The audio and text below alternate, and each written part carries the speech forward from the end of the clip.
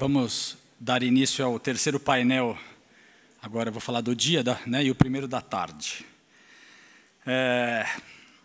Como as marcas conquistam resultados. Quem vai pilotar esse painel é o Beto Estrada, diretor criativo da Co-Creators. Beto Estrada é criador e apresentador do Matando Robôs Gigantes, um dos maiores podcasts do Brasil, com uma audiência semanal de aproximadamente 1 milhão de pessoas. Também tem um canal no YouTube com mais de 200 mil inscritos. Além de atuar como consultor de esportes e marketing de entretenimento, atualmente é sócio da produtora Bunker Digital e agora atua como diretor criativo da Co-Creators, liderando os projetos do universo Geek Tech. Por favor, Beto.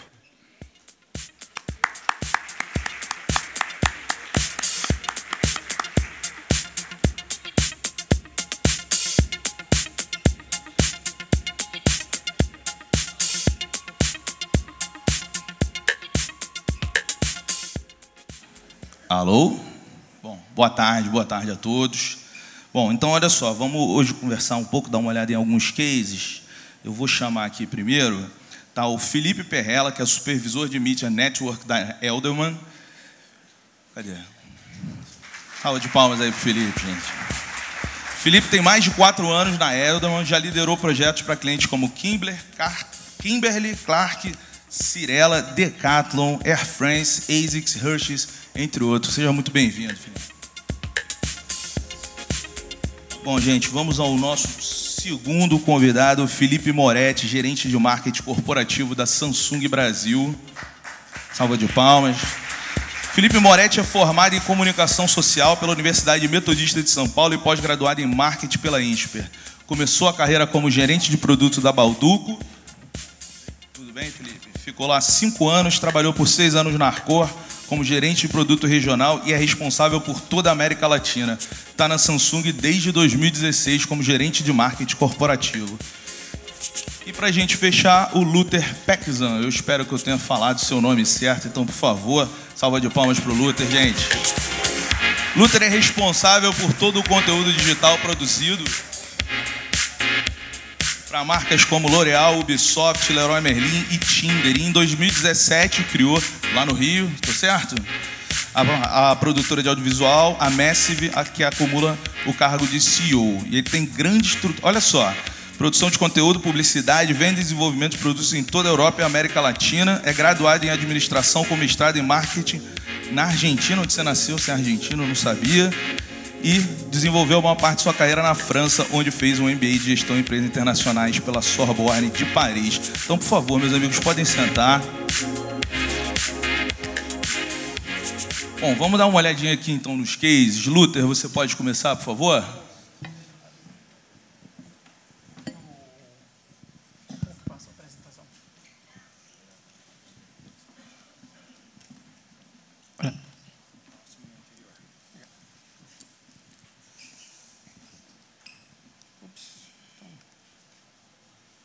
Boa tarde a todo mundo. Muito obrigado pelo convite. Realmente me sinto muito honrado de poder estar aqui com todos vocês. Não vou me apresentar de novo, me apresentaram muito bem, obrigado. Eu queria começar essa palestra falando para vocês que antes de a gente falar de como construímos e como as marcas conquistam resultados, acho que é muito importante a gente pensar, antes de pensar em conteúdo, é realmente como criar relações autênticas com os usuários, com a audiência da marca.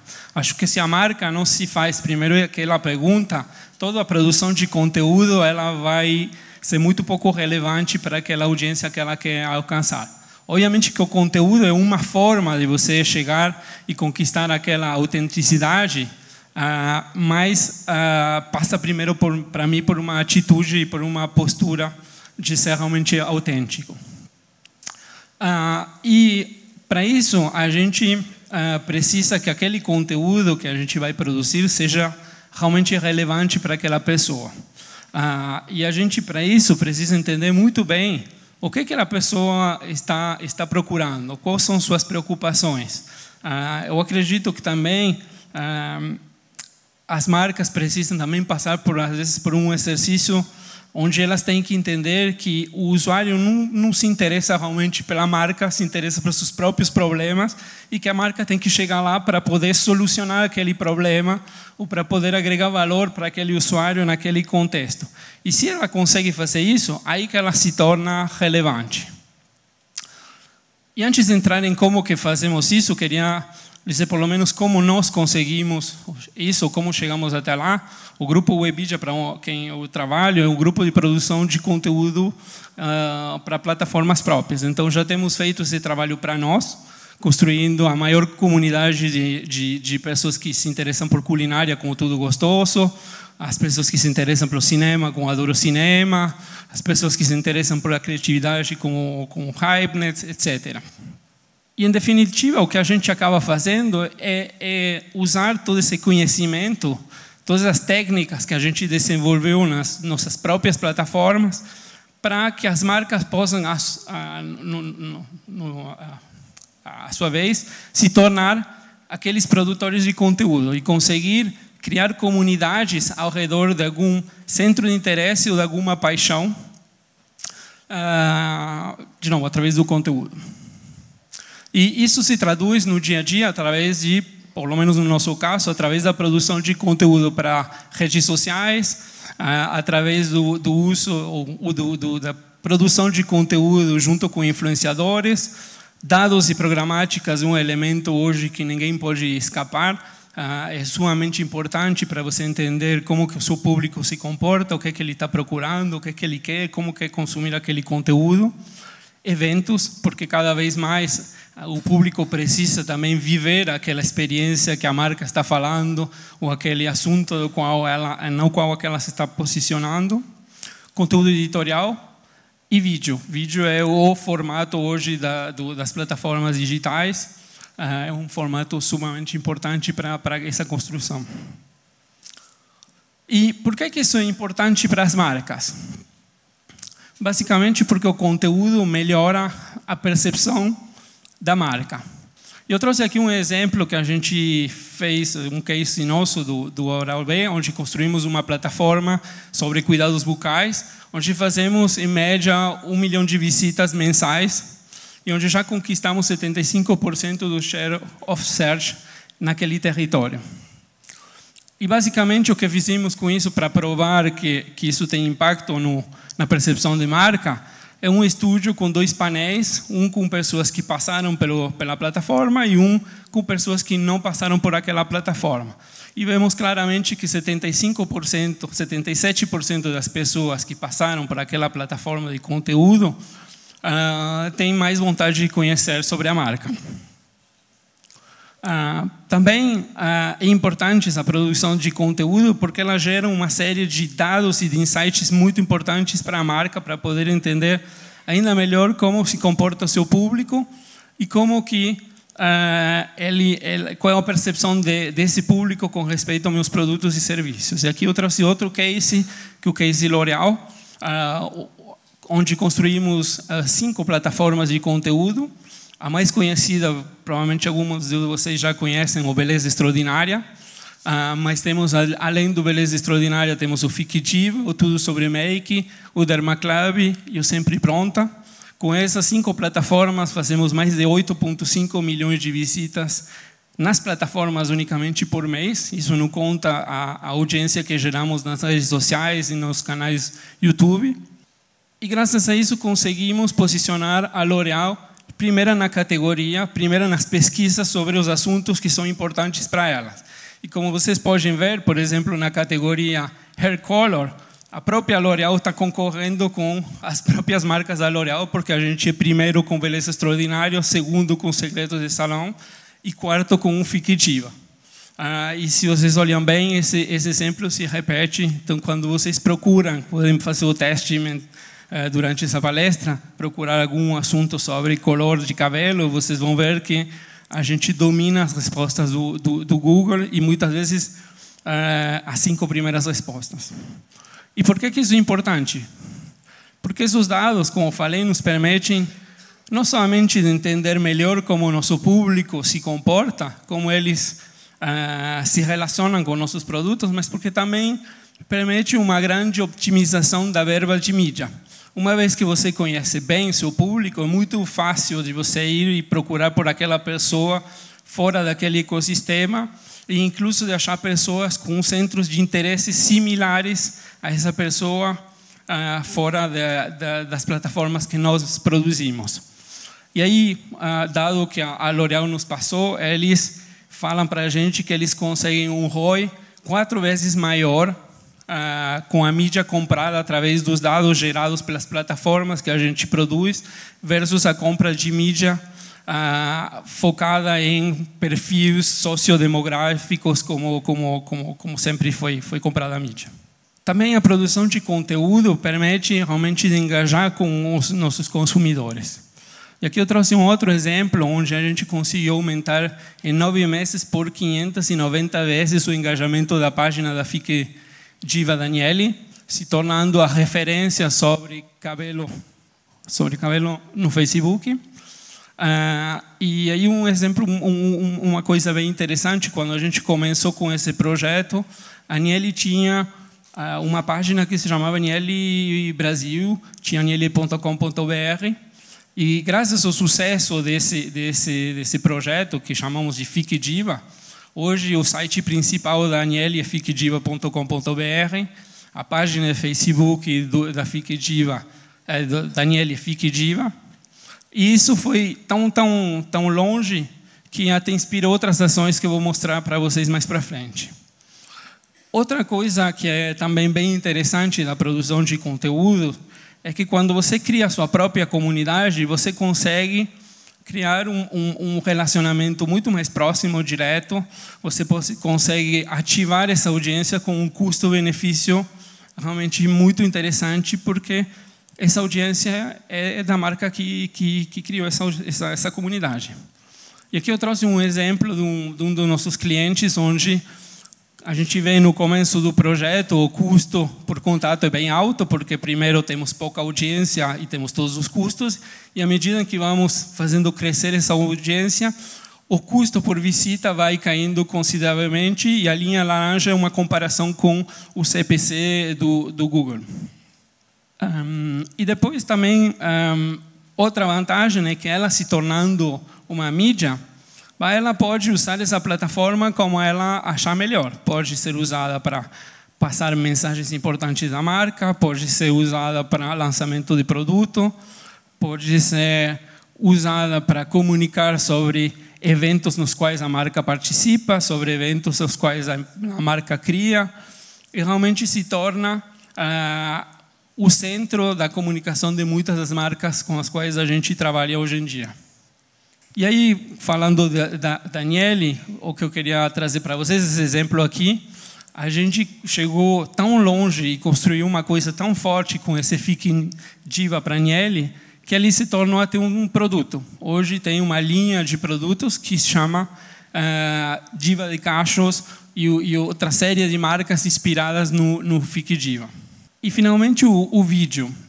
Não trouxe aqui um case específico sobre vídeo, porque para mim vídeo é o formato que tem que ter em todo o mix de produção de conteúdo, porque é um formato, hoje, é o formato que é mais consumido na internet. A gente vê que já o brasileiro consome em média 38 horas de conteúdo em vídeo por semana. Um dado que me impressiona sempre é esse de baixo, que fala que 99% das pessoas que procuram conteúdo em vídeo procuram no YouTube. Um dado que é também de várias fontes, mas que a gente comprova, quando você posta um vídeo versus qualquer outro formato nas redes sociais, o alcance do vídeo é 124% maior a qualquer outro formato. E como se isso fosse pouco, ele ajuda na conversão, ajuda na venda, ajuda na conversão daquela mensagem que a gente passa. E aí, para terminar, queria mostrar para vocês um case da marca Ubisoft. Não sei se todo mundo conhece, uma marca de videogames francesa, que tem presença no país há muitos anos. É uma marca muito precursora, porque começou a trabalhar com influenciadores muito cedo. E basicamente veio falar com a gente porque a gente tem dentro das propriedades do Grupo Webija, a Parafernália, que é um dos maiores canais do humor do país, um dos maiores canais no YouTube aqui no Brasil.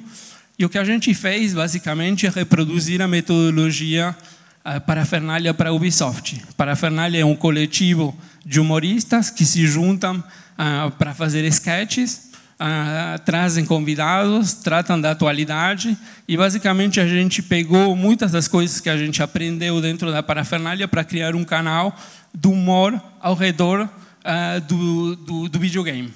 E a ideia era de realmente democratizar o videogame, levar ele não só para as pessoas, os hardcore gamers, mas para todo tipo de gamer, e incluso para as mulheres que foram excluídas durante muito tempo daquele universo. Quando o Ubisoft contatou a gente, queriam basicamente se tornar o maior canal de games do país. Conseguimos não só fazer isso, mas o canal Ubisoft foi durante muitos anos e ainda é um dos maiores, foi o maior durante 3 anos seguidos. Hoje está entre os 3 maiores canais do país e convido vocês a verem esse case que dura uns 3, 4 minutinhos. Muito obrigado.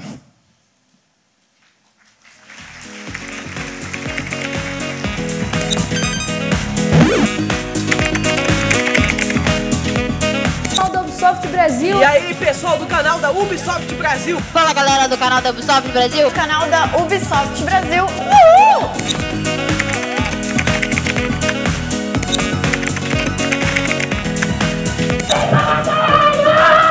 Origens.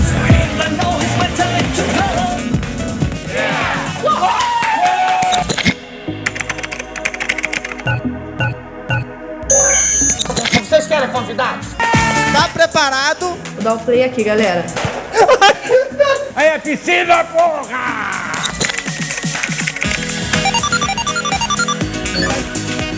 Eu sou muito bom!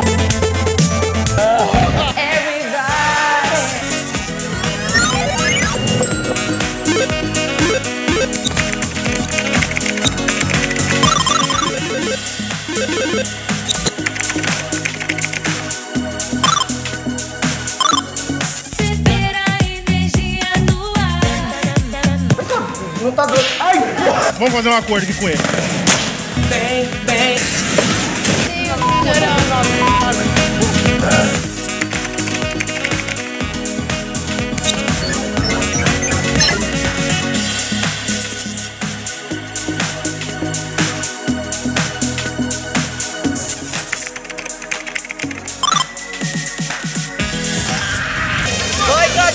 Sai do meio desses caras, velho! Bora, negado, não me mata não, hein? Toma aí! Foi o Rodo! É, você é meu pai, meu filho! Mas eu queria deixar bem claro que ele não é meu filho! Ah, não! Meu Deus! Altair e sua legião.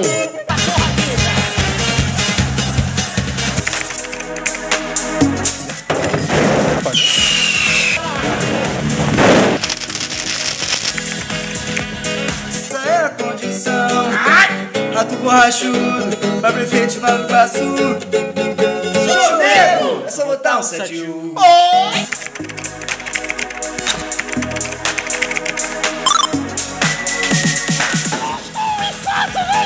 Hot Dogs 2. Vai ver o cara que fala assim, né, nego?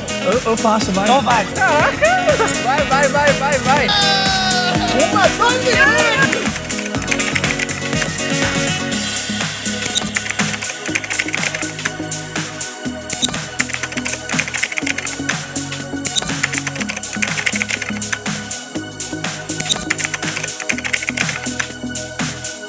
Imagina, como a Ubisoft mudou minha vida só por causa disso. Isso era um banner gigantesco que tinha na BGS, sabe? Assim, no stand da Ubisoft tinha. E tinha eu lá, vestido de pagaminha, assim.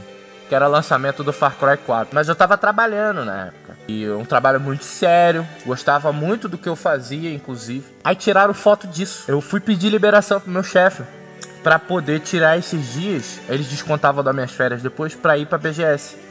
Ele disse não. Logo em seguida teve uma reunião com todo mundo, entendeu? Sabe aquela reunião de check-in? E Ele perguntou mais alguma coisa, eu fui, levantei a mão e pedi demissão do meu emprego. Cara, é uma marca que eu, desde pequeno, eu jogo jogos dela. E era o meu personagem ali, eu queria estar lá. E foi ali que eu tive a coragem de fazer aquilo por causa disso. Essa porra mudou minha vida, galera. Eu acho que eu não estaria aqui hoje por causa desse banner.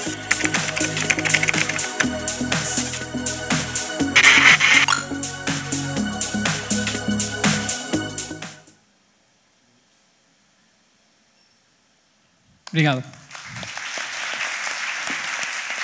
Muito bom, Felipe. Muito obrigado. Agora vamos com o Felipe Moretti, gerente de marketing corporativo da Samsung Brasil.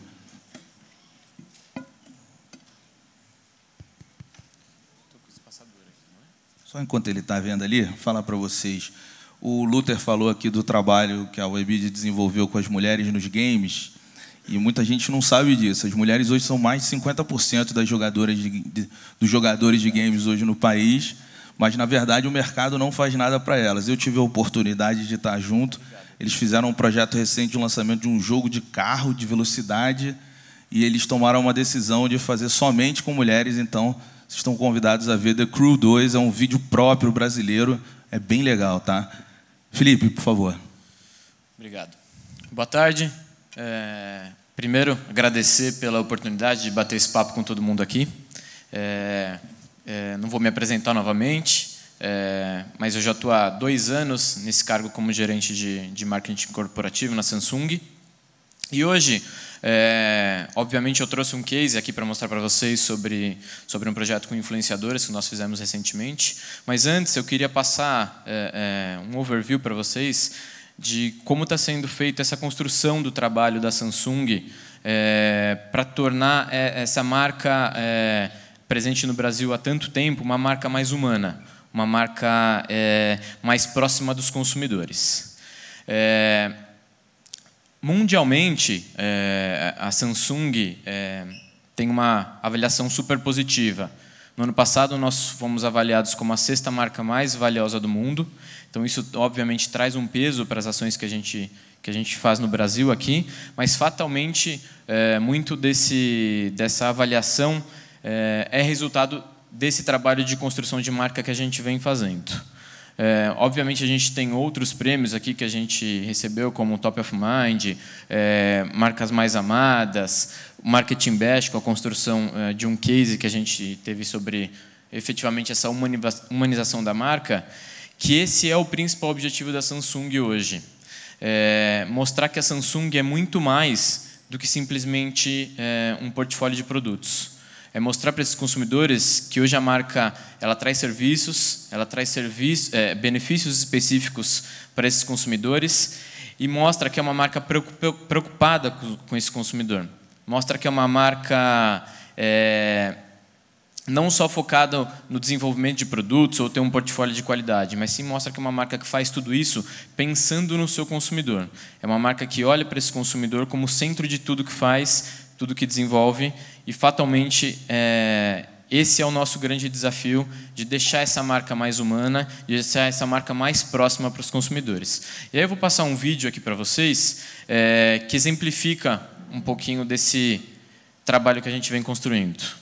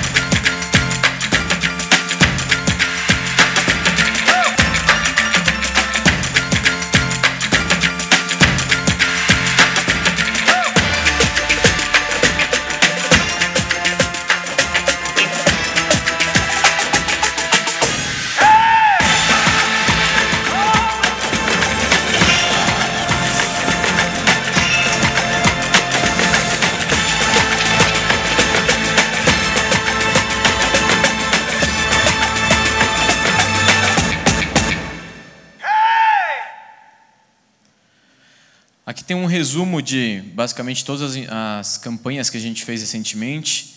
e todas elas giravam em torno de um único objetivo, que era inspirar as pessoas, inspirar esses consumidores de que eles realmente podem ir além e podem fazer algo diferente. E isso também, todo esse discurso e essa mensagem que a gente traz, ela é exemplificada através de várias ações que a gente vem fazendo. Essa é uma campanha que a gente vem desde o ano passado falando sobre isso, e nesse ano, através dessa campanha que a gente nomeou como Be a Kennedy, que é uma campanha que fala especificamente sobre os serviços e benefícios exclusivos da Samsung, e mostra esse cuidado que a gente tem com esse consumidor, essa preocupação que a gente tem em oferecer um serviço de pós-venda confiável e que ele se sinta confortável.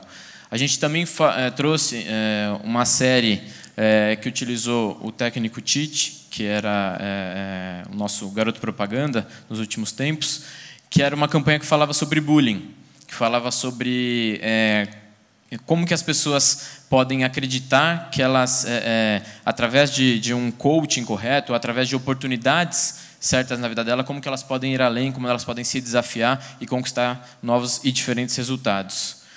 Também tem uma outra campanha que eu vou falar, que a gente teve também nesse ano, que é a Tech Girls, que fala sobre igualdade de gênero. Eu vou explicar um pouquinho mais à frente sobre essa campanha e vou trazer um pouquinho mais de informações sobre esse projeto.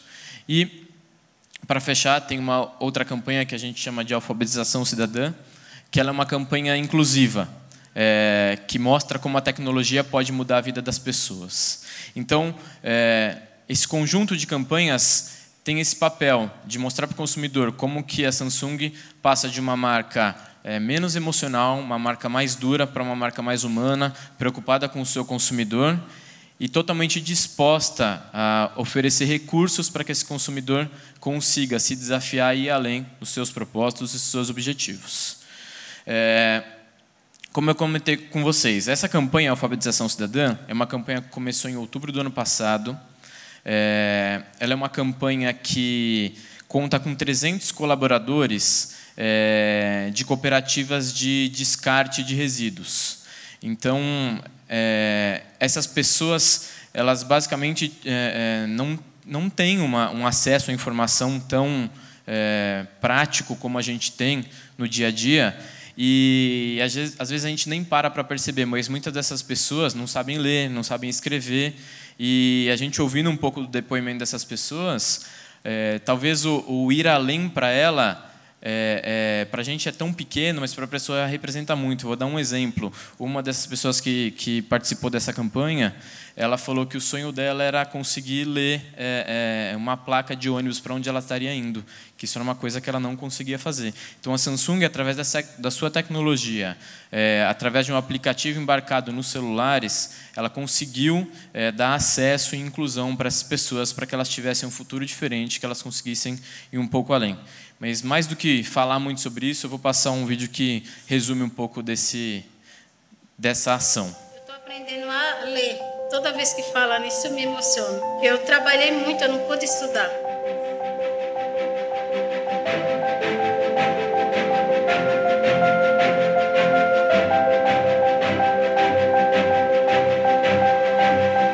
Eu acredito que eu vou aprender a escrever, poder mandar mensagem para meus filhos. Só de eu pensar que um dia eu vou pegar e escrever o nome deles, vai ser uma honra. Samsung apresenta Alfabetização Cidadã, da digital ao digital. A Samsung está usando a tecnologia para alfabetizar centenas de pessoas que estão fazendo um mundo mais sustentável para todos nós. Cada aluno recebeu um smartphone novo e todas as salas de aula foram equipadas com TVs e notebooks Samsung. São mais possibilidades para quem não sabe ler e escrever. O processo de alfabetização parte sempre da realidade que o alfabetizando traz. É uma alegria a mais ele poder aprender a usar o celular. O aplicativo tem um conjunto de exercícios. Eles já se sentem mais pertencentes a esse mundo que a maioria está incluída. Esse curso vai me proporcionar eu ter acesso à internet e ao mundo. Esse curso caiu como uma luva para mim. Eu vejo nele a chance de continuar em frente, não olhar para trás.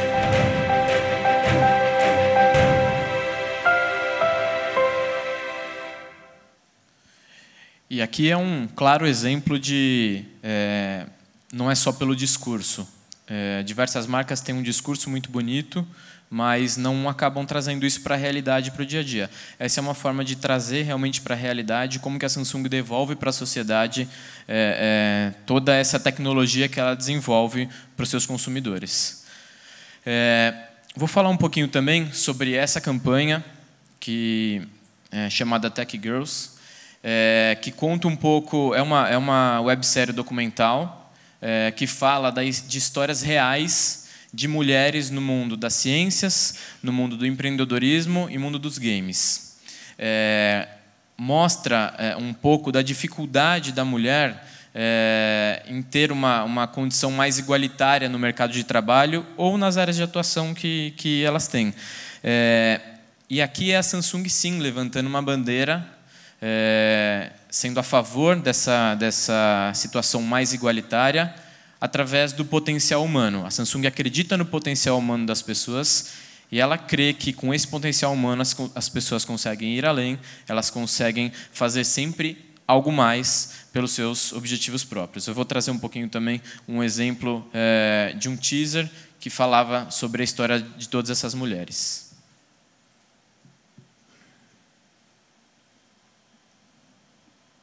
A gente fala que é uma parede de vidro. Tá lá, mas ninguém enxerga. E quando você aponta, você é louca. Ele olhou para mim e falou: mulheres não sabem matemática. Que na base da pirâmide tem muita mulher. Já nas posições hierarquicamente superiores, já vai funilando e você vê muito mais homens do que mulheres. Você pode estar jogando algum jogo e aparece só seu rosto. Chega alguém e fala, mostra os peitos. A gente tinha que enfrentar esse tipo de pressão de representar o gênero inteiro. E se a gente fracassasse, era como se todas as mulheres fracassassem ali.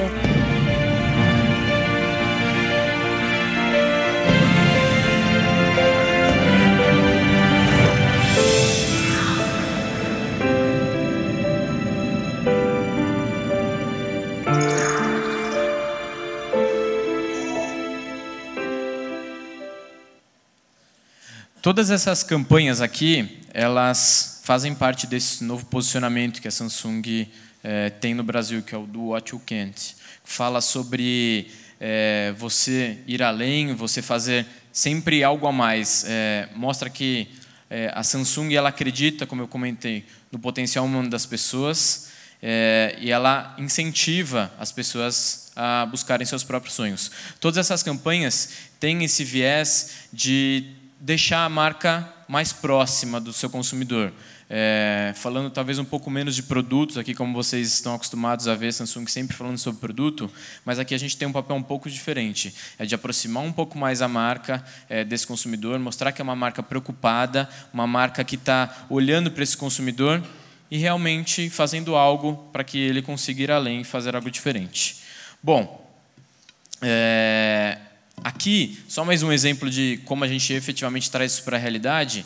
Essa campanha de Tech Girls falava, obviamente, sobre a mulher no mercado de trabalho e como a gente poderia potencializar e levantar essa bandeira e falar um pouco sobre isso. Aqui, efetivamente, é a Samsung trazendo isso para a prática, para a realidade, não fica só no discurso. A gente tem parceria com alguns institutos, como a Fundação Gol de Letra, o Instituto Vanderlei Cordeiro, em que a gente levou um grupo de mulheres que tem uma instituição chamada Preta Pretinha.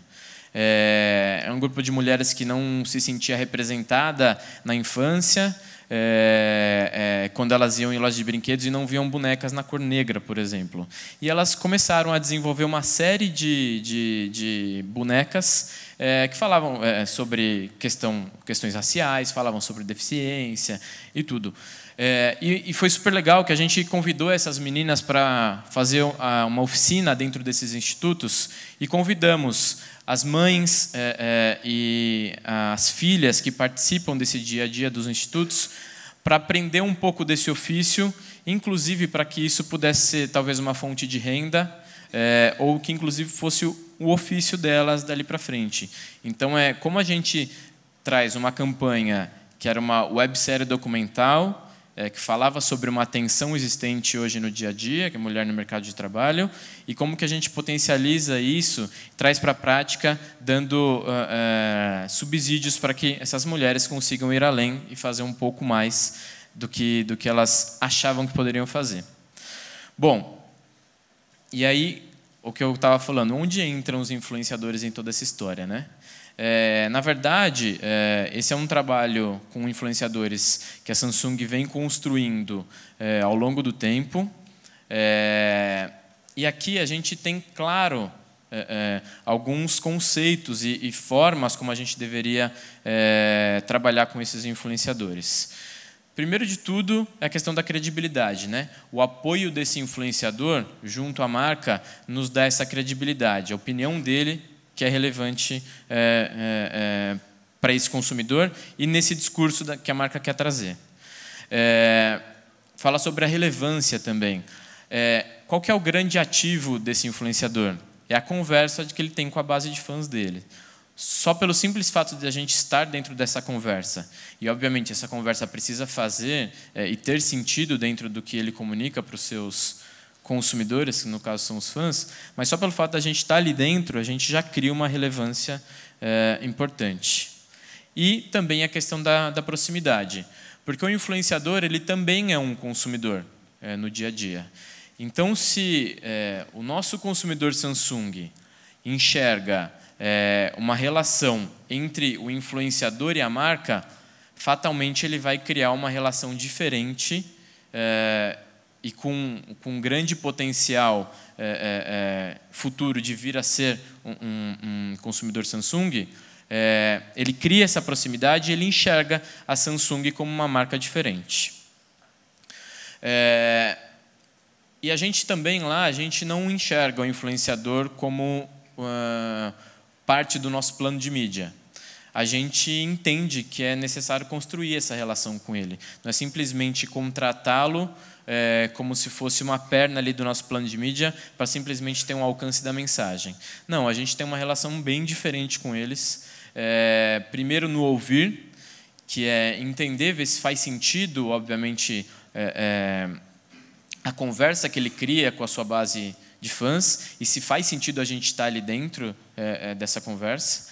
A história do co-criar, a gente tem os nossos objetivos internos, a gente senta para conversar com eles e a gente é totalmente aberto para co-criar junto. E também a gente está sempre disposto a ouvir. A gente recebeu casos e propostas de influenciadores que trabalharam com a gente e hoje estão desenvolvendo outros e novos projetos e eles acionam a gente e falam, olha, estou desenvolvendo esse projeto, queria saber se a Samsung tem interesse. Por quê? Porque houve um fit legal entre marca e influenciador e fatalmente houve uma ligação de conversas, né? Que é o nosso objetivo como marca e ele amplificando e passando a mensagem correta para a base de fãs dele. Nesse projeto de Tech Girls que eu comentei com vocês, a gente trabalhou com 15 influenciadores que tinham o objetivo, obviamente, de amplificar a voz dessa mensagem, mas muito mais do que isso.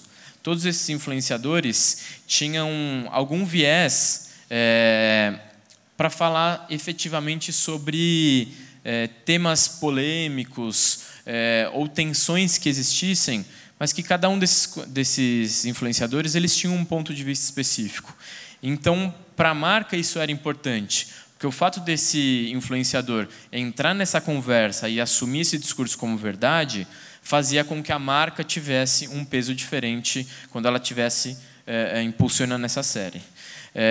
E fatalmente a escolha de todos esses influenciadores passou por vários critérios, desde valores próximos entre marca e influenciador, a credibilidade que esse influenciador estava passando, porque era uma mensagem super séria, fala sobre uma tensão social realmente existente. A sinergia entre a base de fãs desse consumidor e a nossa base de fãs que a gente queria impactar, a gente olhou o perfil dessa base, se era uma base muito jovem ou uma base muito velha, e a gente analisava e fazia esse balanço, esse equilíbrio para que todo mundo efetivamente tivesse acesso a essa mensagem, porque é uma mensagem universal. E, obviamente, esse potencial criativo de cada um dos influenciadores para que a gente conseguisse entregar essa mensagem de uma maneira diferente.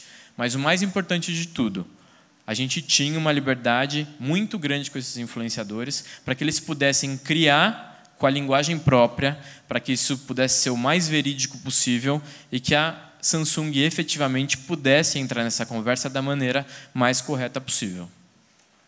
E aqui eu vou trazer um pouco de números, na verdade, para vocês. Na verdade, vou trazer o vídeo antes, desculpa. Vocês lembram que Vamos lá. tinha falado sobre uma série documental da Samsung que chama Tech Girls? Olha, pus o link aqui para vocês verem. Ficou lindo, maravilhoso. A Samsung está promovendo uma série chamada Tech Girls, que é sobre mulheres na ciência, no games, na tecnologia. Principalmente sobre o poder feminino no desenvolvimento humano. Então, vai lá, você aproveita esse episódio, vai te dar um gás, vai te dar um up, entendeu? Não, e logo de cara assistindo o primeiro e segundo episódio de Tech Girls, eu lembro que quando eu ia pras batalhas de freestyle, eu era louca pra mostrar meu talento, eu não me sentia motivada. E agora a gente tá vendo marcas como a Samsung de tecnologia incentivando meninas e comunicando com a gente. A Samsung tá tendo essa iniciativa porque eles conseguem entender o quanto é importante discutir sobre gênero nesse universo vasto que é a tecnologia e o quanto isso pode fazer com que o mundo se encoraje para ser mais igualitário. Samsung, cara, esse projeto, ó. Então aqui vocês puderam ver um pouquinho, obviamente, do trabalho que a gente fez com eles, mas eu acho que o grande, a chave aqui foi que cada um desses influenciadores tinha liberdade para continuar a conversa deles com sua base de fãs da maneira como estava acostumado e da maneira como sempre deu certo para eles. Ou seja, não é a marca tentando entrar e fazer um trabalho completamente diferente. É a marca aceitando e entrando nesse discurso, porque, como eu comentei para vocês, fazia parte de toda uma estratégia e foram analisados vários pontos que fazia sentido a gente estar junto com esses influenciadores. E aqui, como eu estava falando, tem alguns números aqui para mostrar para vocês. A gente trabalhou com 15 influenciadores. Esse foi um projeto de mais ou menos um mês, tá? Que a gente trabalhou com eles.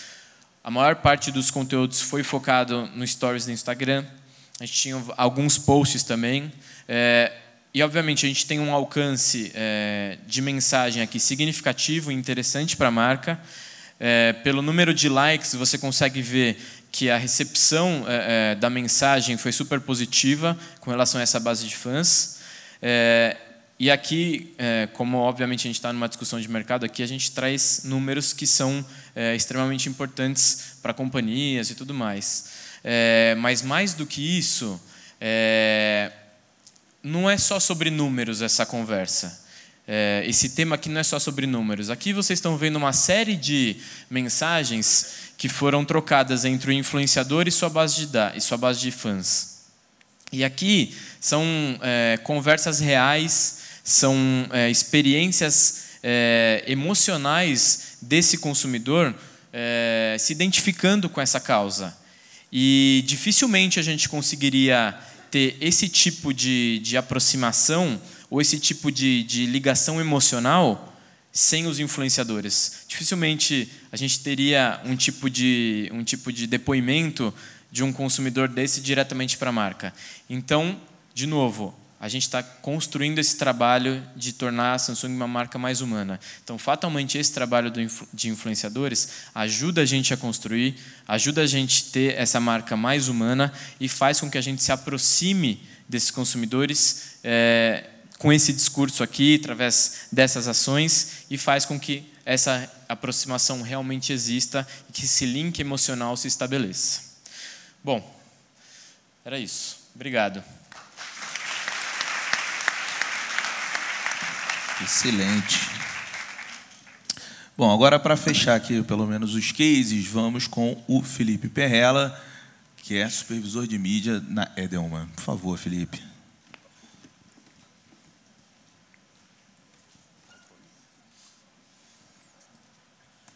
Como é que estamos de tempo aí, equipe?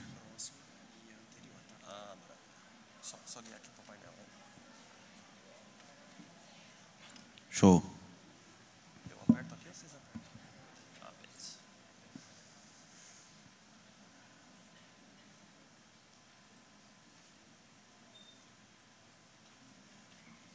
Pessoal, boa tarde.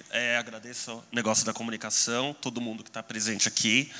O que a gente vai falar um pouquinho aqui pela Edelman, né? A gente é uma empresa de communications marketing, então já não é só mais o PR tradicional, né, que a gente trabalhava, assessoria de imprensa, relacionamento tradicional aí das mídias. Cada dia mais a gente tem que trazer essa demanda, que é uma demanda do cliente também, para desenvolver uma estratégia 100% 360.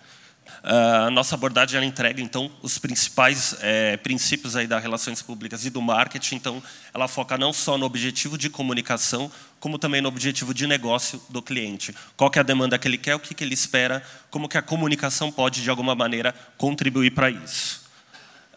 E só para trazer um overview rápido do que é a Edelman, né? A Edelman é a maior rede independente de relações públicas do mundo.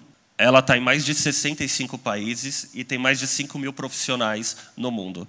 Aqui no Brasil, a gente já está há mais de 20 anos, com escritórios aqui em São Paulo e no Rio de Janeiro, com mais de 180 profissionais. A Edelman ela desenvolve há 18 anos um estudo que é o Trust Barometer. Esse estudo ele é feito em 33 países, incluindo o Brasil, e a gente mede a confiança das pessoas com relação a 4 pontos. As empresas, as ONGs, a mídia e o governo. A gente teve o estudo apresentado agora no início do ano e a gente teve um recorte que foi recentemente apresentado em Cannes, agora em Davos, em junho, que traz muito esse relacionamento com os influenciadores. Então, só para vocês entenderem, hoje, nos 28 países que a gente desenvolveu esse estudo, em 22 deles, a mídia hoje é a instituição menos confiável.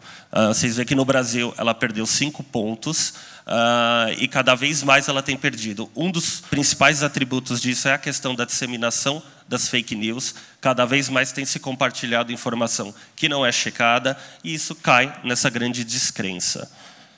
A mídia tradicional e os sistemas de busca confiáveis acabam se tornando os principais pontos aí de neutralidade e confiança, enquanto que os outros acabam caindo. Aí isso acaba sendo um risco, né? Esse vínculo entre a marca e as pessoas. Como que a gente acaba buscando uma relação mais sólida. Para vocês terem uma ideia, um dos achados dentro desse estudo é que as pessoas, 40% aí globalmente, apagam pelo menos uma das suas contas nas redes. Porque não acredita mais, acho que aqui não é o caminho, tudo aquilo que eu compartilho acaba sendo distorcido. No Brasil você vê que é 38%, é ainda mais baixo, é ainda mais grave. Porém, a gente enxerga que é um momento de oportunidade. 39% acredita que ela vai se relacionar com uma marca se ela for impactada de alguma forma emocional. Acho que Samsung trouxe aqui casos que explicam isso muito bem. E aqui no Brasil a gente enxerga esse número ainda mais alto, né? 46%, se a gente for comparar com os outros países. E em todas as faixas etárias você vê que esse grupo cresce, é uma grande oportunidade para quem quer se relacionar com a marca, por meio, claro, de influenciadores. E cada vez mais a gente tem que criar o quê? Um conteúdo confiável. Como que a gente faz isso? Transmitindo credibilidade, uma produção, credencial e transparência. Esses são, acho que, os principais pontos quando você vai pensar em construir uma relação, fazer uma ação com uma marca e criar um conteúdo que realmente faça as pessoas acreditarem, valorizarem, se conectarem, né, acima de tudo. Qualidade da escrita, credencial, não é simplesmente fazer aquilo que quem pagou está pedindo. Não, tem que ter a minha cara, tem que ter a minha credibilidade ali, é o meu nome, é a minha imagem, e tem que ter realmente uma conexão. E cada vez mais os influenciadores são os parceiros. Outro dado do Trust demonstra isso muito bem. Uma pessoa como você, que é a pessoa que a gente mais acredita hoje, é realmente um influenciador, é uma pessoa que está no nosso dia a dia. Então, hoje ele corresponde a 70% disso. Se você for observar as outras instituições, né, que a gente avalia, especialista técnico, acadêmico, cada um deles vão perdendo um pouco de espaço. Você vê, por exemplo, a mídia já 47%. E o governo, acho que a gente não precisa nem dizer, né? 28%, acho que está até alto demais. Bom, vamos lá. Agora, para apresentar um pouquinho dos trabalhos da Edelman, alguns dos clientes que a gente atende. A ASICS é um cliente da Edelman desde o ano passado, e a gente desenvolveu esse ano uma websérie chamada A Corrida Está em Todos Nós. O que a gente fez? A gente precisava buscar uma pessoa que se conectasse a inspirar outras a correr. Então, a gente identificou que o Tavião é um cara que nunca tinha corrido um 5K. E a gente falou, poxa, vamos convidar ele para participar desse experimento com a gente. E nada melhor do que trazer um cara que há mais de 20 anos corre e inspira outras pessoas, que é o Dr. Drauzio Varela. O Tavião, então, ele participou dessa ação, que era para celebrar a 20ª edição do Gel Nimbus, que é um dos tênis mais icônicos da ASICS até hoje. E, além disso, a gente desenvolveu uma estratégia integrando outros influenciadores, que é o caso da Fabi Alvim, que acabou de anunciar a aposentadoria dela do vôlei, só que ela corre por hobby, é uma coisa que ela gosta muito. A Carol Bufara, o Biel, entre outras pessoas. E a gente buscou uma série de ações de relacionamento. Essa ação ela não só reverberou nas redes, como também impactou diretamente a imprensa. Então, é uma ação que acabou sendo integrada aí 360 e cada vez mais impactando outras pessoas, estimulando outras pessoas a praticar a corrida. O próximo caso é o caso da Brastemp. A Brastemp também é uma marca que está com a gente desde o ano passado na Edelman, e o nosso trabalho é muito dedicado ao relacionamento com influenciadores. A Brastemp tem um espaço chamado Brastemp Experience, não sei se todo mundo conhece, mas vale a visita, e é totalmente voltado para fazer relacionamento com o influenciador. Então, a gente fez, ao longo dos 2 últimos anos, uma série de ativações com influenciadores, tanto de forma grátis, né, na parceria, como também em ações pagas. E, ao longo disso, a gente já tem impactado mais de 15 milhões de pessoas, levando muito conteúdo, gastronomia, lifestyle, música, cultura, enfim. É um espaço que proporciona para a gente desenvolver uma série de ações de experiência. E vocês veem um pouquinho do que a gente faz, desde jantar a eventos de degustação, ao Jazz Kitchen, por exemplo, que é um evento de música. E, para terminar, a gente traz um outro cliente da casa, que está desde o ano passado também, que é a Lipton, que ano passado teve um desafio muito grande no mercado de lançar o seu chá quente. Então, o que a gente desenvolveu para isso? Uma das ações foi criar um clube do chá. Esse clube do chá, a gente buscou como principal desafio, né, apresentar esse novo portfólio da Lipton de chás para influenciadores digitais. E aí a gente pegou desde o cara que é um grande tea lover, aquele que está todo dia tomando, o cara que tem um potencial de passar a consumir esse produto e influenciar outras pessoas, e o cara que gosta de uma coisa mais saudável, que tem um estilo de vida um pouco diferente. E dentro dessa programação, a gente impactou eles numa série de ações, né? Desde o Burger League Festival, Restaurant Week, ações de produtos. E, ao longo aí desse projeto, a gente já impactou mais de 20 mil pessoas, tudo em posts orgânicos, promovendo e disseminando cada vez mais, né, esse consumo do chá. Aqui alguns dos resultados. Então, a gente acaba pegando um grupo bem diversificado aí de influenciadores. E cada vez mais acho que o caminho é esse, é buscar esse tipo de ação, sempre pensando qual que é o desafio, né, do cliente e qual que é o desafio da comunicação. É isso. Obrigado.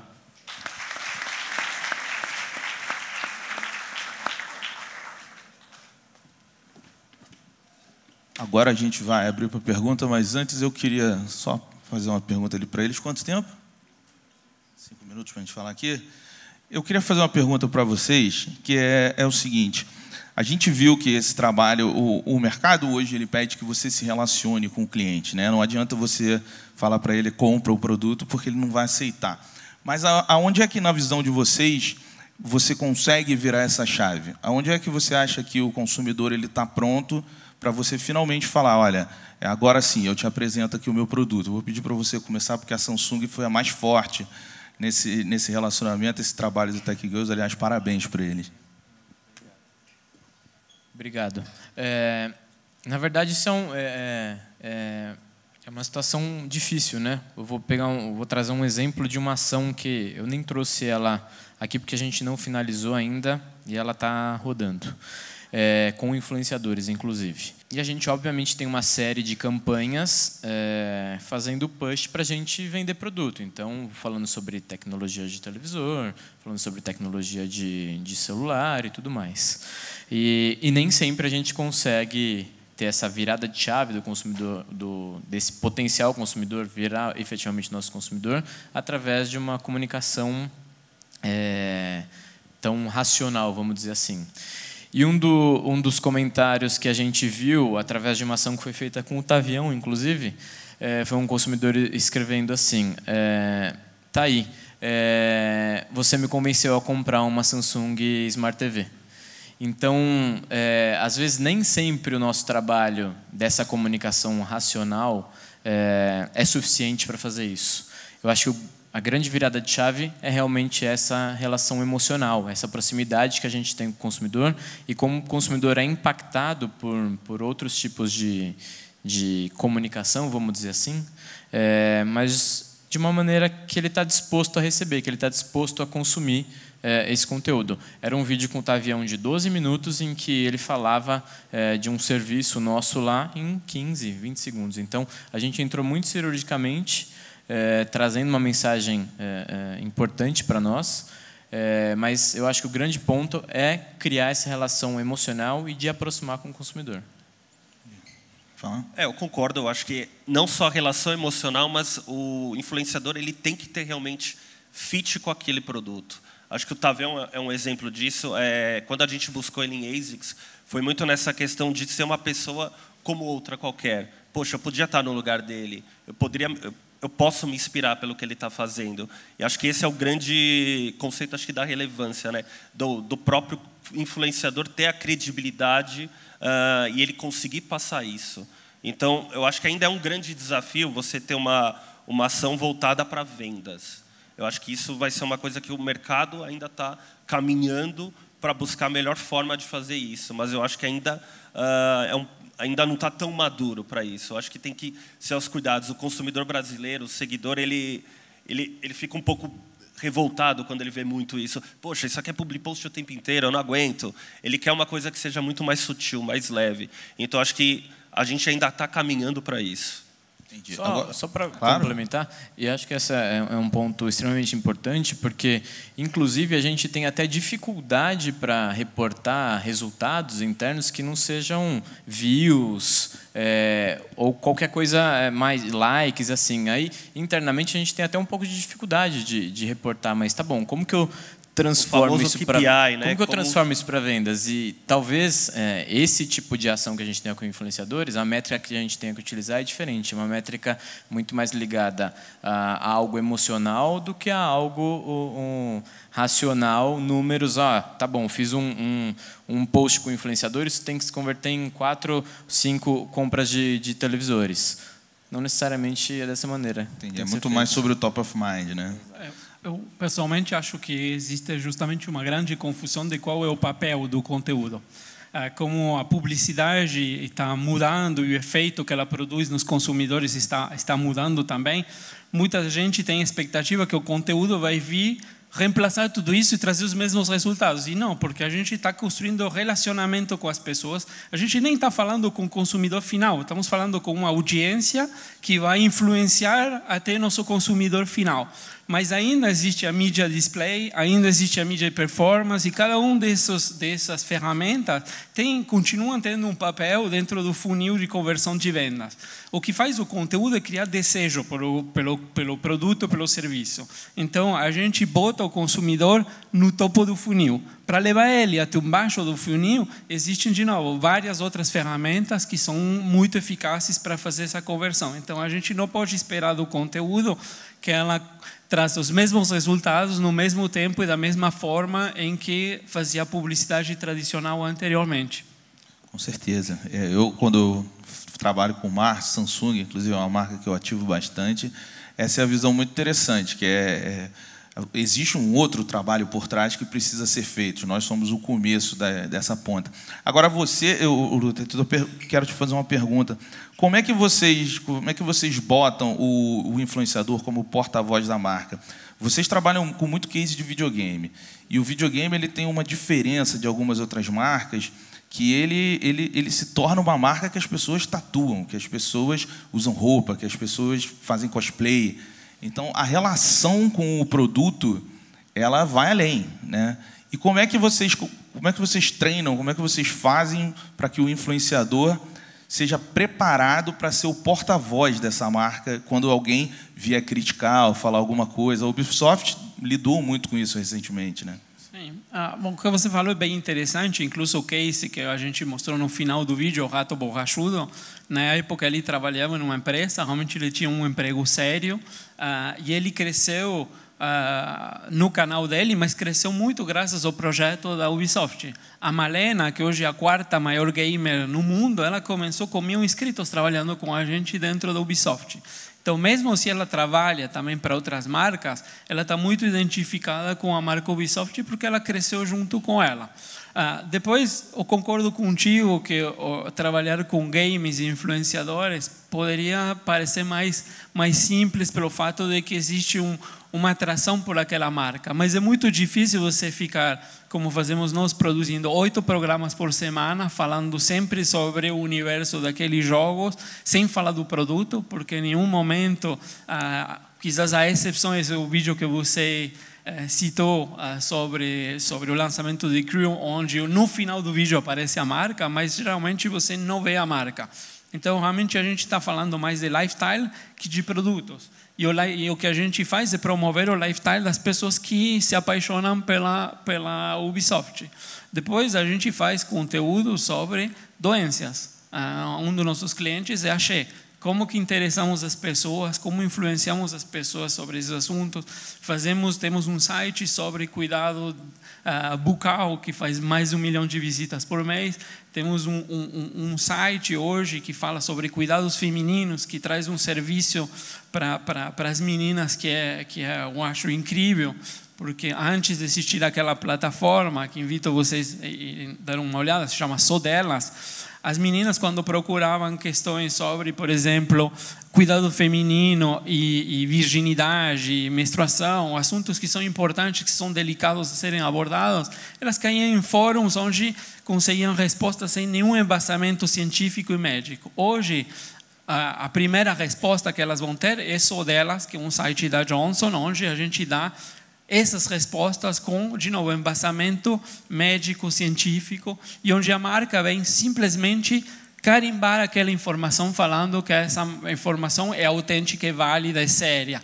Então, a marca, para terminar e responder a sua pergunta, sempre tem que se posicionar como o elemento que vai agregar valor naquela jornada do usuário, e nunca na frente do conteúdo. Acho que o Samsung está fazendo isso muito bem. Realmente parabéns pelo trabalho que vocês estão fazendo, porque realmente acredito que às vezes as marcas faltam de humildade nesse sentido, acreditam que a marca, porque nós, pessoas de marketing, trabalhamos com essas marcas o dia inteiro, somos apaixonados pelo que fazemos, acabamos acreditando que a marca é mais importante que o usuário, e o usuário é o mais importante, e o mais importante para ele são seus próprios problemas e não os problemas da marca. Então a marca tem que conseguir chegar lá agregando esse valor, solucionando aquele problema. Muito bom. Vamos abrir para perguntas para a plateia. Se alguém tiver alguma pergunta, levanta a mão. Não. Temos uma ali. Fala o seu nome, por favor, e a pergunta. Eu sou Antonieta Varlese, da Cor Hotels. Eu vi nos exemplos que vocês mostraram uma quantidade bastante considerável de influenciadores. Eu queria saber se o sucesso das campanhas está proporcionalmente ligado à quantidade de influenciadores pagos, a maioria que eu imagino que seja pagos, e como que vocês fazem com os influenciadores não pagos, se vocês usam e se vocês usam junto e como. Obrigada. Olha, nos exemplos que mostramos, é verdade, tem muito influenciador, mas não precisa ser tudo com influenciador. A gente tem conteúdo que engaja de uma forma muito forte nas redes sociais, no Google, onde não usamos influenciadores. Agora, a questão do relacionamento com os influenciadores, no nosso caso, a gente viu que quando tem várias categorias de influenciadores, você tem os grandes nomes, os grandes influenciadores, que têm um alcance muito grande. E, para mim, o uso desses influenciadores se assemelha muito ao uso da TV. Você quer espalhar uma mensagem, quer chegar a muitas pessoas de uma forma rápida e eficaz, esse cara vai te dar esse poder e essa força para chegar a esse público. Já quando você precisa engajar dia a dia com aquele público, quando você precisa fazer que aquele público faça alguma coisa que você quer, os médios e os pequenos influenciadores têm um poder muito maior sobre as suas próprias audiências, porque o trato que eles têm com a própria audiência é muito mais pessoal que um Whindersson da vida, que realmente alcança muita gente, mas que é um cara muito ocupado e que no dia a dia tem uma equipe para ajudar ele a comunicar e fazer todas as coisas que ele faz. Então, realmente a forma em que você usa aqueles influenciadores é muito diferente. Já sobre a questão de pagar ou não pagar esses influenciadores, eu acho, sinceramente, eu gosto de pagar os influenciadores. Eu acho que todo mundo trabalha e merece a retribuição por o trabalho que aquela pessoa faz. Depois de que você tem, em certos momentos, algumas trocas com aqueles influenciadores, porque você consegue ajudá-los a produzir uma coisa que eles sozinhos não conseguem produzir, ou viver uma experiência que eles não conseguiriam viver sozinhos, e que isso faça objeto de uma troca, de uma permuta, eu acho que faz parte do ecossistema e da forma em que essas relações comerciais hoje se estabelecem. Mas, sinceramente, tem muita gente no mercado que, de alguma forma, se joga muito crédito por conseguir fazer coisas gratuitamente aos influenciadores. E eu não acho que seja uma coisa legal, pessoalmente. No nosso caso, lá na Samsung, a gente tem essa estratégia, efetivamente, de separar os influenciadores por tamanhos e por objetivos. E não existe um número mágico que a gente fala, bom, para essa ação, se tiver um número X de influenciadores, funciona ou não. Depende dos nossos objetivos e depende também dos conteúdos que a gente quer produzir. Esse exemplo dessa campanha que eu comentei sobre o Tavião, a gente tem um número bem menor de influenciadores, só que a produção de conteúdos deles é muito maior. Eu tenho um vídeo do Tavião de 12 minutos, tenho um vídeo de outros influenciadores de 3, 4 minutos. Quando a gente teve a campanha de Tech Girls, era tudo focado em stories com conteúdos pequenos. Então, vai depender muito do alcance que a gente quer ter e qual é o objetivo da campanha. E sobre a questão de pagar ou não, é como eu comentei lá atrás, a gente não enxerga o influenciador numa relação de mídia. A gente enxerga numa relação de estabelecer um comprometimento, vamos dizer assim, entre marca e influenciador. Quando a gente fez o lançamento dessa websérie de Tech Girls, a gente fez um evento para a imprensa e a gente convidou mais de 25 influenciadores que não tinham absolutamente nada a ver com a Samsung, nenhuma relação, para que eles conhecessem esse conteúdo. Eles foram, participaram do evento, alguns participaram da campanha depois, como influenciadores pagos, outros não, mas o grande objetivo nesse primeiro ponto era construir essa relação e que futuramente pode se efetivar num outro trabalho, de uma outra campanha. Então, acho que essa relação do pagar ou não depende muito do que a gente quer a médio e longo prazo, qual relação que a gente quer construir com eles. Eu concordo, eu acho que tem que ter os dois tipos, né? Você tem o formato de uma parceria que é paga, e aí é uma coisa que você elabora via um contrato, você define se é um influenciador, se é um grupo, e você vai desenvolver realmente uma estratégia em cima disso, como você também tem aquelas ações que são completamente orgânicas. Por exemplo, o Clube do Chá é um projeto totalmente orgânico, a gente mapeou esses influenciadores e todos são trabalhados dessa maneira. Eles são impactados de forma orgânica, eles distribuem conteúdo de forma orgânica, porque eles estão falando de um assunto que é do dia a dia deles e a marca está cada vez mais se relacionando com eles. Então, acho que hoje tem os dois formatos. Eu acho que vai muito dependendo também da demanda do cliente, o que ele espera, qual que é a expectativa dele de acordo com aquele projeto. Tem um budget, como que a gente pode trabalhar esse budget, que acho que é um grande desafio hoje de quem trabalha em agência. O cliente quer um projeto maravilhoso, mas, olha, o meu budget é realmente limitado. Como que a gente consegue desenvolver isso? Então, é sempre construir uma estratégia em cima disso. Acho que trabalhei com você, né, Antonieta, há 2 anos, a gente teve muito esses desafios na Core, então eu acho que é muito por esse caminho. E cada vez mais eu acho que a gente está amadurecendo nesse mercado. Deixa eu só complementar o que vocês estão falando, agora na visão do lado do influenciador. Porque, assim, por exemplo, recentemente, no lançamento do S9 da Samsung, uma outra marca veio até mim e queria fazer uma ação com a gente, e a Samsung estava envolvida. Eles iam fazer um co-brand com a Samsung. E eles não tinham verba. Os números que a gente atinge no podcast, eles são muito altos para podcast. Então, assim, a gente sabe que o nosso produto é caro. Então, eles não tinham verba. E aí, quando me falaram que era a Samsung, na hora eu falei, não, relaxa, a Samsung, eu não preciso cobrar. Se você não tiver verba, a gente vai botar. Por quê? Porque lá atrás, há uns 6, 7 anos atrás, quando eu não tinha 1 milhão de ouvintes, quando eu tinha, sei lá, 300, a Samsung fez uma ação com a gente. Foi uma das primeiras empresas, não foi a primeira, mas foi uma das primeiras. E a partir daquele momento, todas as ações que eu fiz consequentes com a Samsung, elas me respeitaram muito como produtor de conteúdo.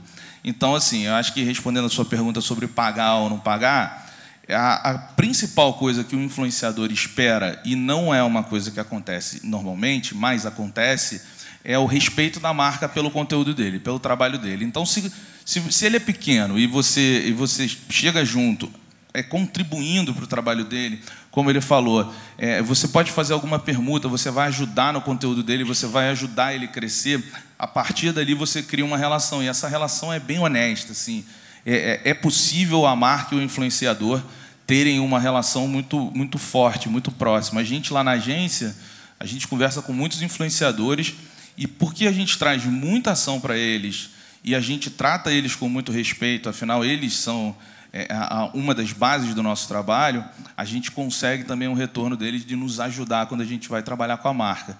Então, assim, acho que ser honesto com o produtor de conteúdo é o ponto principal para você já ganhar ele e ele te ajudar até onde você pode ir. Mais alguma pergunta? Oi, desculpa pela voz, vamos lá.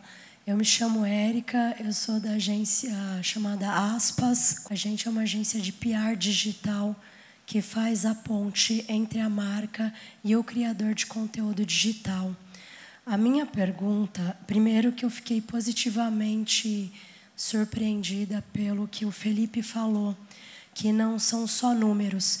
E isso é um desafio que a gente tem vendo do influenciador para a marca. Por quê? Porque não são só números. Quando você olha, você tem que... o Felipe ele falou que existe um desafio interno em convencer a marca que não são só números. E uma estratégia que a gente usa dentro da agência é falar de uma forma mostrando engajamento. Os comentários, como ele fez o print, qual é o feedback que o influenciador, porque a nossa agência ela trabalha predominantemente com micro-influenciadores. Inclusive, a gente acabou de fazer uma ação do Jazz Kitchen da Brastemp, a gente fechou com a Edelman recentemente, mas existe esse desafio, por quê? Porque são raras as marcas que não focam só em números. Números são importantes. Através dos números que a gente mostra um resultado. Só que a gente está num novo momento que não são só números. A gente está falando de relacionamento. A gente está falando de estabelecer um compromisso e mostrar de que forma aquilo é orgânico.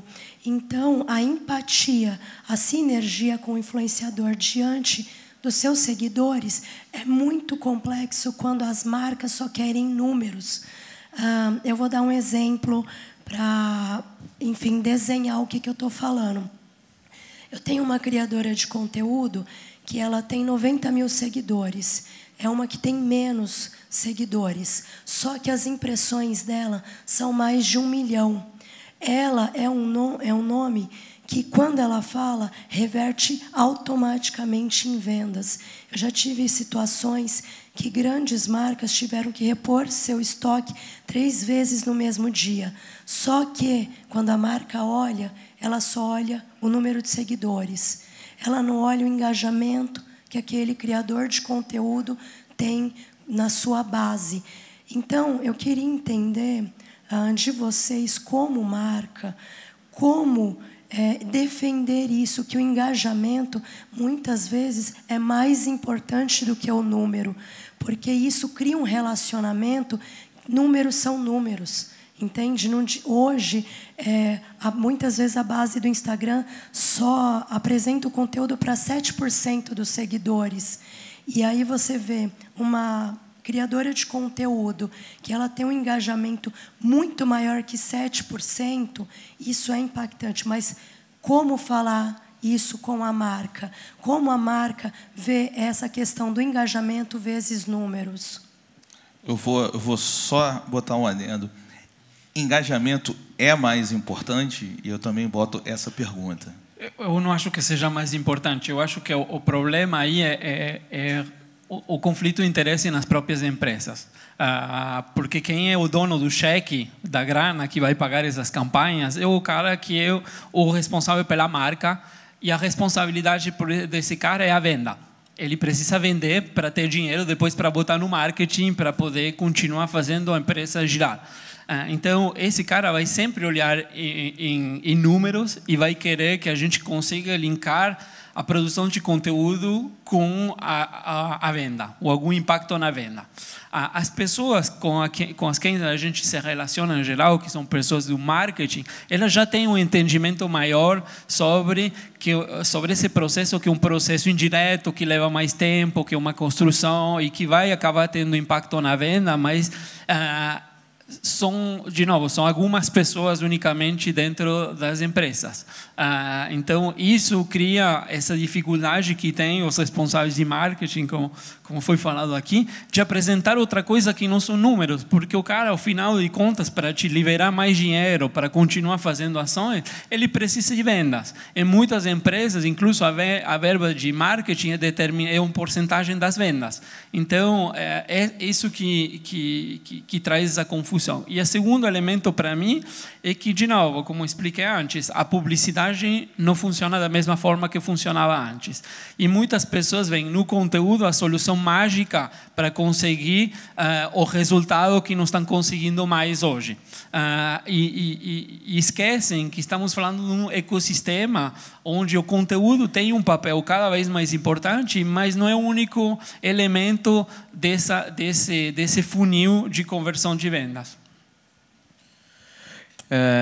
Eu acredito que tudo faz parte do planejamento e do objetivo que você vai adotar para a ação.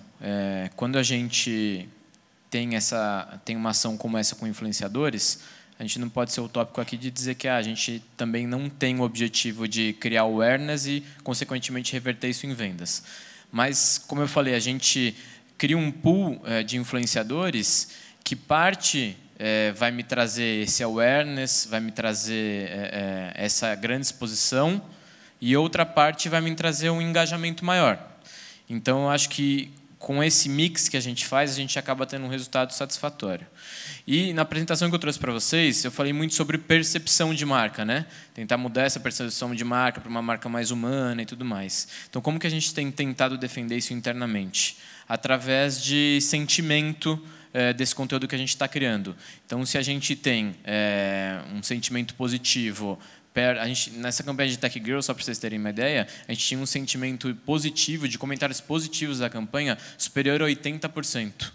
Então, isso é muito alto para uma campanha extremamente focada em redes sociais, onde você tem os haters, você tem os lovers, e esse percentual foi extremamente alto. Então, a gente defendeu que essa campanha ajudou a construir essa percepção de uma marca mais humana, e esse engajamento coletivo e positivo ajudou a gente a defender não só através de números, como eu falei, mas através de menções, através dessas histórias que eram compartilhadas. Então, acho que, para resumir, faz parte principalmente desse planejamento que a gente cria para conseguir tentar cobrir todas as frentes, e segundo, hoje a gente vem tentando defender isso não só através de números, que são importantes, mas através desse sentimento positivo e desse awareness positivo que a gente vem gerando com as campanhas para a marca.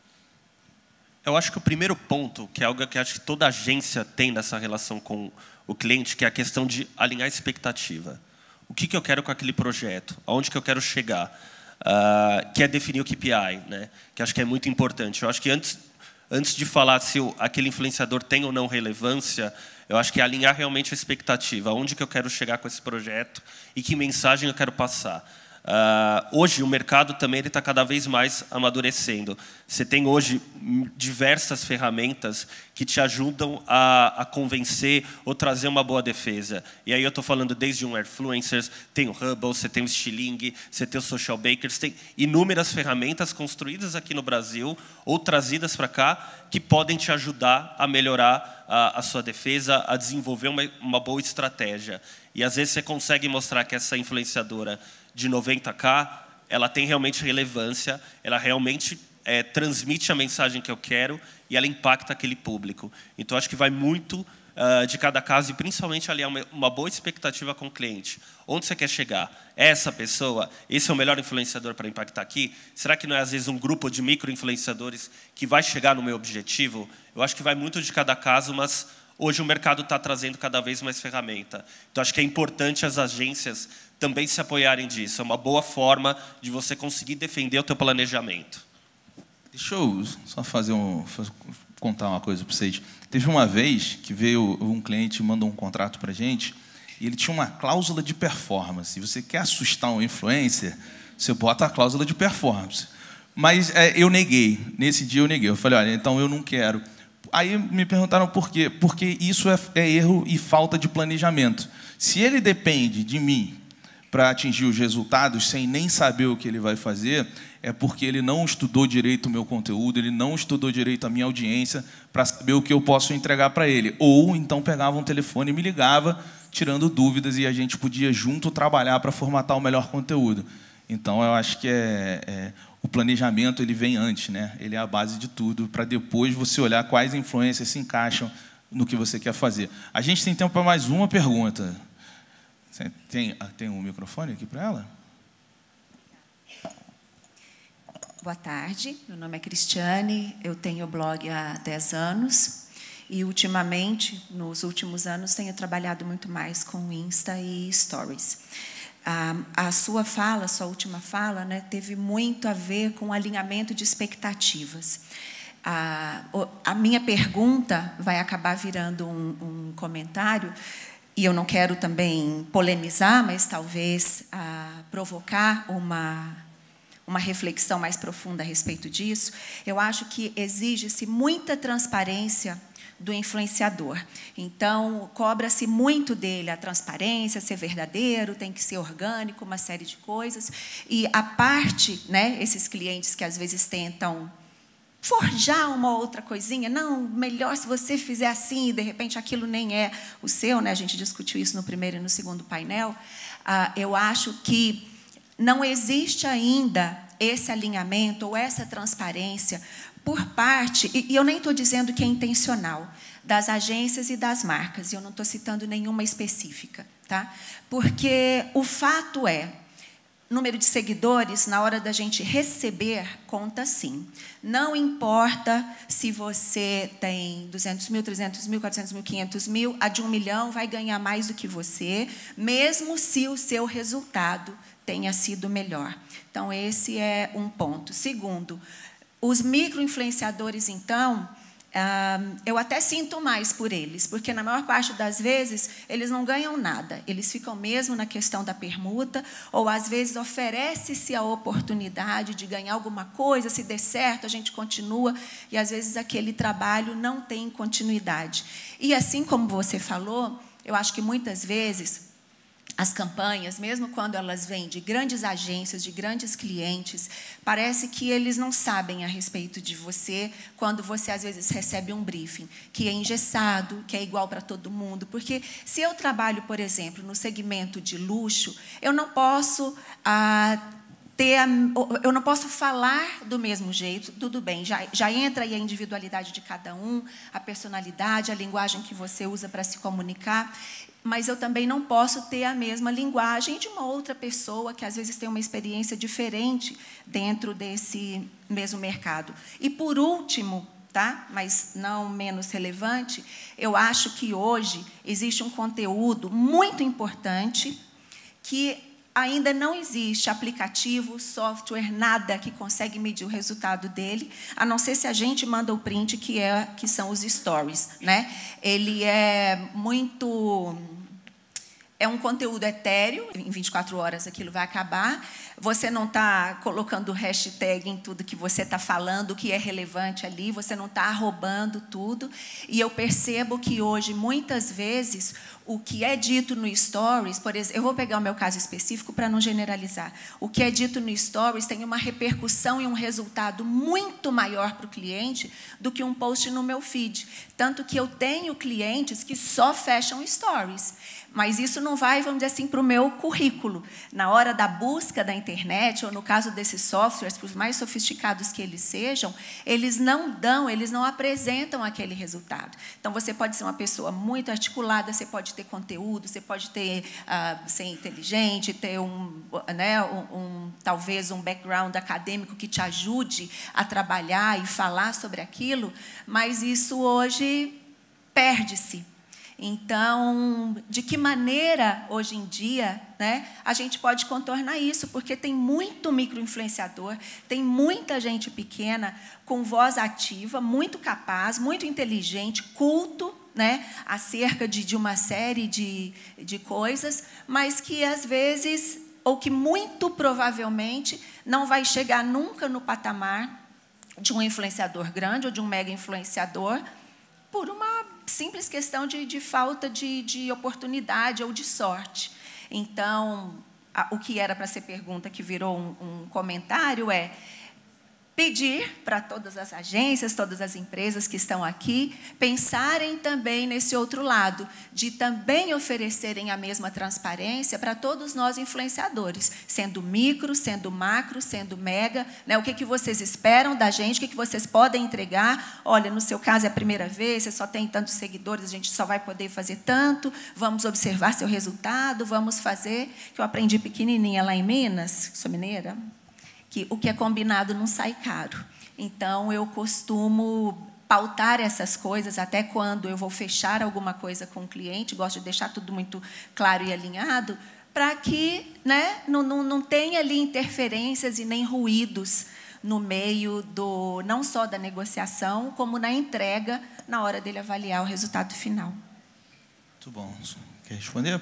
Sim, eu entendo tudo que você falou. É um mercado que está em evolução e tem diferentes tipos de empresas, algumas mais, outras menos profissionalizadas. Eu acredito que essas coisas acontecem ainda com muita frequência. Se eu pudesse te dar um conselho para valorizar melhor teu conteúdo, porque o Brasil é um dos países onde mais conteúdo é produzido no mundo, foca nos nichos, porque se você é pequena num universo onde tem muita gente, você vai ser sempre pequena e vai receber sempre menos que os outros.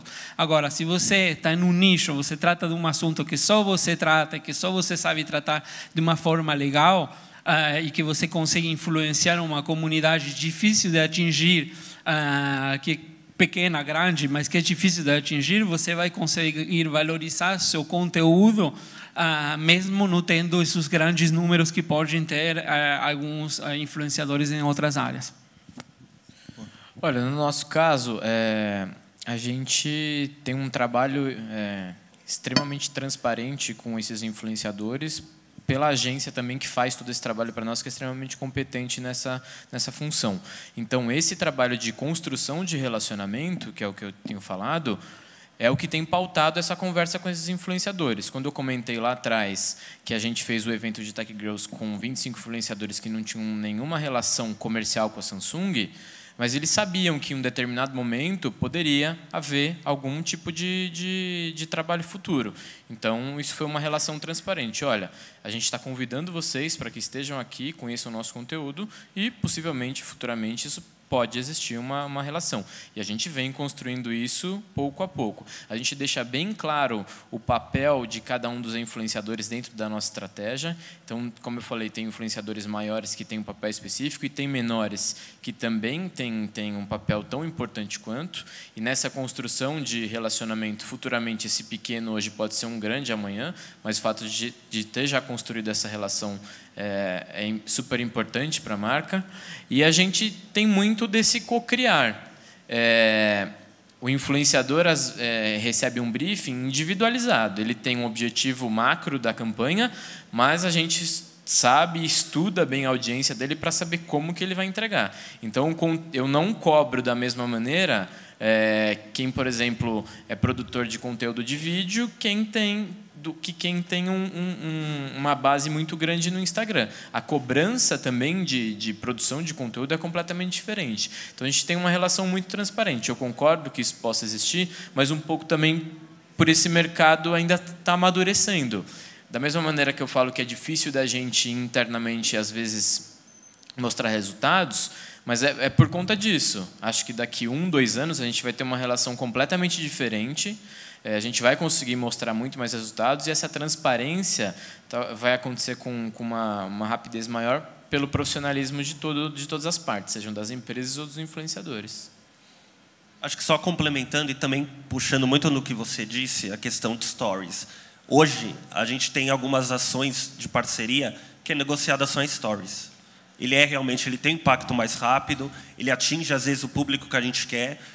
Você combina até o horário que o influenciador vai postar aquele stories, que vai pegar aquele público. Então, eu acho que vai muito de cada caso. Existe muito essa questão de, às vezes, não ter um briefing realmente direcionado para cada influenciador. Acho que é um grande erro isso. Porque se você conhece o influenciador, você sabe como que a maneira que ele fala, o briefing tem que passar naquilo. Ele tem que trazer credibilidade, transparência e realmente conversar com o público que você quer. Eu acho que, sim, mais uma vez, a gente ainda está amadurecendo isso. Acho que tem cada vez mais agências trabalhando de uma forma bacana. Acho que a gente trouxe muito case legal aqui, todos. Eu acho que cada vez mais a gente quer melhorar ainda mais esse mercado. Só para ter uma ideia, na Edelman, os últimos contratos que a gente fechou, a maioria foi focada em relacionamento com o influenciador. A mídia tradicional ela já não tem mais o mesmo peso.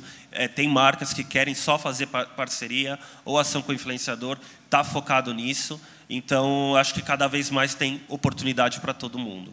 Antes de fechar, eu só quero complementar sobre o que você falou de stories. A gente recentemente botou uma campanha na rua em que ela foi 50% executada no digital e 50% no out of home. Mas o começo da campanha inteiro, a linha guia dela, foi toda feita por stories. O stories é uma ferramenta muito forte. Assim, as agências hoje, elas sabem, elas trabalham com isso e é bem importante você olhar para cada um. Com relação ao que você estava falando de não conhecer muito bem, eu acho que o mercado está se profissionalizando. Então, você pega lá na agência, o que a gente faz? Hoje a gente tem alguns clientes de comida, então a gente tem um núcleo de food. Esse núcleo ele é responsável por, sim, consumir todo o conteúdo, seja do grande ou do pequeno, para ele saber o que está fazendo. E não só o conteúdo do influencer, mas o conteúdo da marca e das concorrentes da marca. A gente tem lá de games, todos os nossos funcionários que trabalham com essa empresa especificamente são jogadores desse jogo e a gente faz uma pesquisa com eles, então assim, para que eles conheçam muito bem o cliente na hora de pegar o influencer. Agora, do lado do influencer, existe uma coisa também que as pessoas hoje estão muito acostumadas, que é o influencer, ele tem que ganhar dinheiro, ele tem que ser grande, ele tem que atingir o sucesso. Quando eu vou dar palestra, pelo lado do meu conteúdo que eu gero, eu sempre falo isso para as pessoas, que é o seguinte, e sempre tem uma pergunta: como é que faz para ter sucesso? Desiste.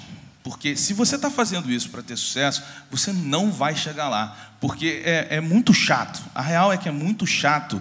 Você tem que vir à noite, você tem um outro emprego. Eu tinha um emprego que eu chegava em casa às 9 horas da noite. Ficava até 3 horas da manhã fazendo, durante 6 anos.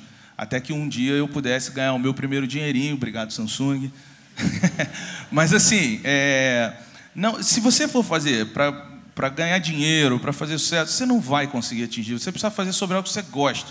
Só fazendo sobre alguma coisa que você realmente gosta, você vai ter paciência para aturar o quão vai ser difícil você chegar lá. E, aos poucos, isso muda. O mercado se educa, está todo mundo amadurecendo, a gente está passando por coisas que são muito grandes e a gente está se questionando, está todo mundo conversando. Então, assim, e debates como esse são muito importantes para que a gente cresça, tá bom? Então, eu queria agradecer a todos vocês, queria agradecer aqui aos nossos convidados. Uma salva de palmas para eles, por favor. E vamos continuar aqui com a agenda. Vamos ter o quarto painel, acho que 10 minutinhos só para todo mundo poder respirar um pouco e a gente volta com o painel Relevância, como as marcas e agências entendem isso. Então, daqui 10 minutos, pessoal. Obrigado.